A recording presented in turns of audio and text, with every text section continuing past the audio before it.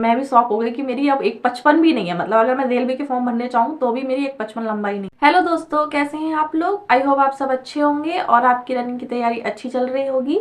तो जैसा कि सबको पता है, आज से डीबीपीएसटी स्टार्ट है यूपी पुलिस के। तो मेरा भी था आज, और मेरा डीबीपीएसटी हो गया है। इतनी जल्दी मेरा हो गया क्योंकि मेरा जो लिस्ट में नाम था वो सेकंड नंबर पे ही था। तो मेरा डीपीएसटी हो गया और मैं घर भी आ गई हूँ। तो मैं बताऊंगी कि क्या प्रोसेस था। वैसे तो कुछ मतलब मैं भी बहुत डर रही थी, क्योंकि मेरा जो आधार कार्ड था वो अपडेट करा दिया था मैंने, क्योंकि मेरे आधार कार्ड में पापा का नाम मिस्टेक थी उसमें। तो मैंने सोचा कि मैं अपडेट कराऊँ, तो मैंने 17 को अपडेट कराया था और वो अब तक अपडेट नहीं हुआ था। तो मैं बहुत ही ज़्यादा परेशान थी कि क्योंकि जो जब अपडेट कराते हैं तो हमें मतलब एक स्लिप मिलती है ना।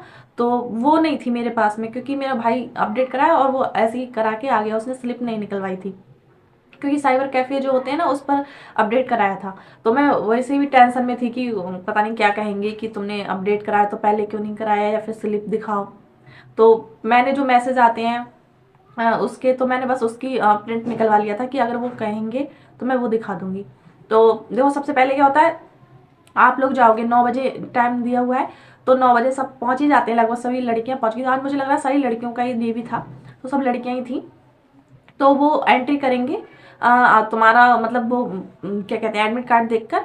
और वो पैनल नंबर बता देंगे उनके, जो जो पैनल बैठे होंगे, मतलब पैनल में, एक पैनल में 4-5 जो भी जो मतलब हमारे डॉक्यूमेंट्स चेक करते हैं। तो उसे तो वो पैनल दो, मेरे जो बरेली में, मेरा बरेली हुआ था, तो बरेली में 3 पैनल बने हुए थे, पैनल 16, पैनल 81 और पैनल 82। तो जब तुम एंट्री करोगे, मतलब जहाँ वहीं पीएससी में, मतलब जहाँ तुम्हारा वो होगा डीवी, तो तुम वहाँ एंट्री करोगे तो वो तुम्हें पैनल बता देंगे, तुम्हारा एडमिट कार्ड और आधार कार्ड चेक करके वो तुम्हें पैनल बता देंगे कि तुम्हें इस पैनल पे जाना है, तुम्हारा इस पैनल पे है, तुम्हारा इस पैनल पे है। ठीक है।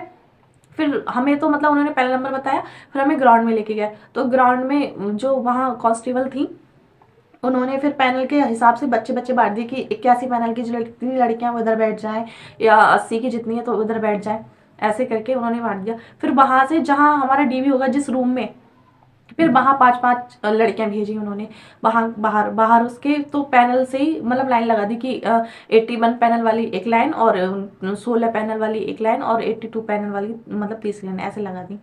तो मेरा तो सेकंड नंबर पे था लिस्ट में नाम। मेरे 81 पैनल था, तो मेरा सेकंड नंबर पे ही था नाम उसका।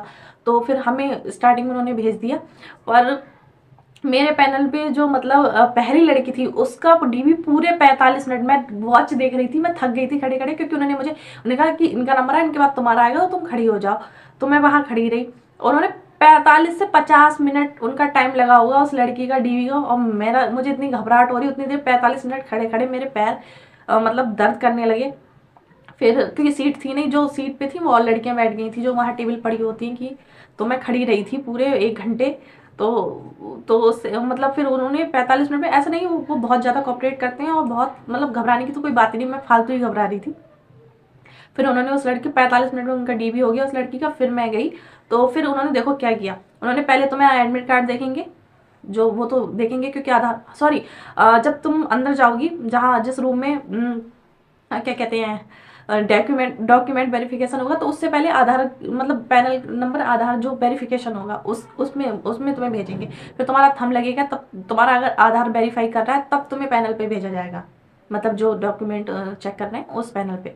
तो फिर उस पर गई, फिर उन्होंने पहले एडमिट कार्ड मांगा, फिर एप्लीकेशन फॉर्म मांगा, फिर उन्होंने हाई स्कूल की मार्कशीट ली, और फिर उन्होंने इंटर की मार्कशीट चेक करी। देखो, आधार उन्होंने चेक ही नहीं किया, आधार में उन्होंने, मेरे पापा का नाम मिस्टेक था क्योंकि वो अपडेट होकर आने, तो मैं पुराना वाला ही ले रही थी। तो उन्होंने आधार कार्ड देखा ही नहीं, उन्होंने बस ये देखा कि मेरा नाम ठीक है और मेरी डेट ऑफ बर्थ देखी आधार कार्ड पे।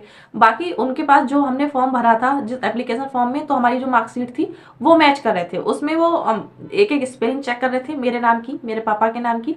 बाकी मेरे डॉक्यूमेंट सारे ठीक थे, तो उन्होंने वो सारे चेक किए, हाई स्कूल की मार्कशीट चेक की, इंटर की मार्कशीट चेक की, और तुम्हारा जो ओबीसी और जाति निवास जो भी है, मतलब जाति निवास, वो चेक करेंगे बहुत ध्यान से कि तुम्हारा उस डेट का है या नहीं। क्योंकि जो बड़े ऑफिसर थे जो बीच में बैठे हुए थे, वो जो पैनल को वो कर रहे थे गाइड, तो वो कह रहे थे उनसे कि अगर मतलब उन्होंने बोला था, ये हमारे सामने की बात है, कि अगर जिसका भी मतलब ओबीसी जो एक मतलब है, मतलब एक वो दी गई है ना 1 साल, इसके बीच का अगर नहीं है तो वो जनरल में जाएगा, उसे जनरल में डाल मतलब जनरल में ही जाएगा वो। तो बहुत ध्यान से चेक करें। तो वो ओबीसी बहुत ध्यान से चेक करेंगे वो। बाकी आधार कार्ड में अगर आपका अपडेट है या नहीं आया तो कोई नहीं, पुराना ले जाओ, सिर्फ तुम्हारा नाम ठीक होना चाहिए, तुम्हारी डेट ऑफ बर्थ ठीक होनी चाहिए आधार कार्ड में। मार्कशीट में तुम्हारे और जो तुमने फॉर्म भरा है उसमें तुम्हारे मम्मी पापा या तुम्हारा नाम जो है वो बिल्कुल ठीक होना चाहिए।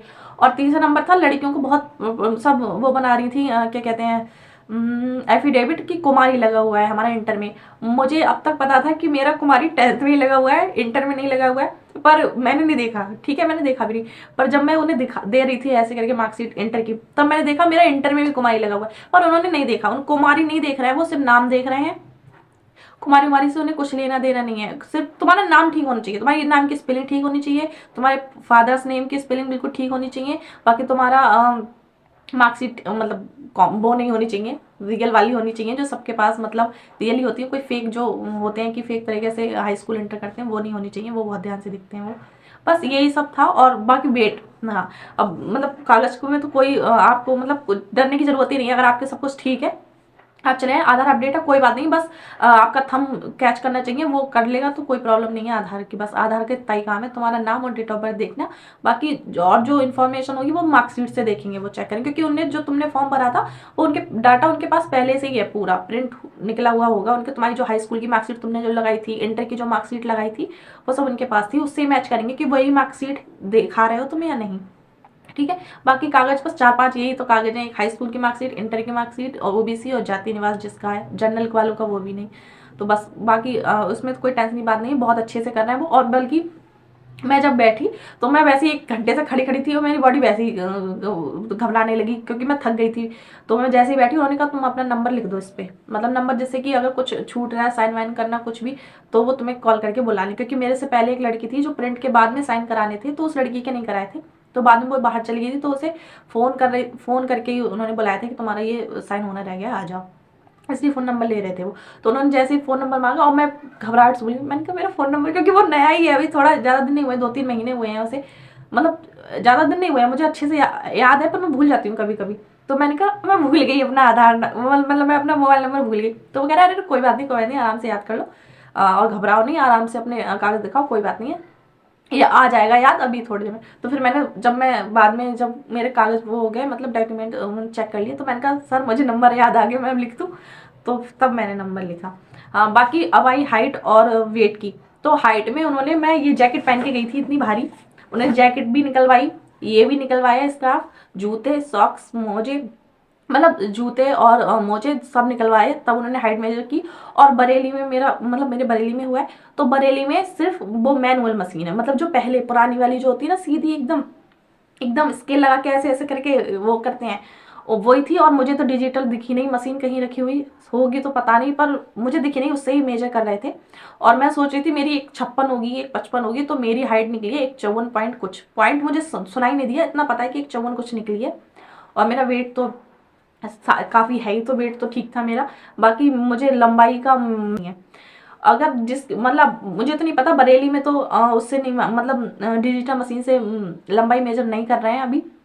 बाकी हो मुझे नहीं पता, आज तो थी दिखी नहीं, मुझे दिखी भी नहीं कहीं, जैसे रखी हुई होती है कि डबल डबल दिखा रहे थे सब यूट्यूब वीडियो पे कि डबल डबल है इस बार मशीन, पर नहीं, उसमें तो एक ही मशीन थी, अगर होगी तो फिर और कहीं होगी, अभी तक तो जरूरत पड़ी नहीं थी लड़कियों को, मतलब मुझसे पहले जो 2-3 लड़कियां गई थी दूसरे पैनल की, तो उनको और मेरी भी सबसे उसी मशीन से चेक की हुई थी, जो पहले पुरानी मशीन है जो मैनुअल तरीके से जो करते हैं, वो स्केल लगा के, लकड़ी की होती है या फिर लोहे की होती है, इतना ध्यान नहीं दिया मैंने, उससे ही चेक करेंगे। और बाकी तुम्हारे जूते और ज़्यादा कपड़े, तुम सोच रही हो जिसका वजन कम हो, पहली बात तो 40 किलो किसका ही होगा, जिसका भी होगा तो पता नहीं, पर सब कपड़े निकलवा रहे हैं वो, मतलब मेन रहने दे रहे हैं। ये सूट, मैं सूट और स्लैक्स में ही थी, बाकी उन्होंने ये जैकेट भी निकलवा दी ठंड में, और ये बोली स्कार्फ भी हटा दो। वो सर कह रहे थे कि जो लेडीज कांस्टेबल है वो सारी लड़कियां जो एक्स्ट्रा कपड़े पहनी है वो निकलवा के ही वेट उनका चेक करें, जिससे कि बिल्कुल मतलब सही वजन उनका जो हो मेजर हो, इसलिए।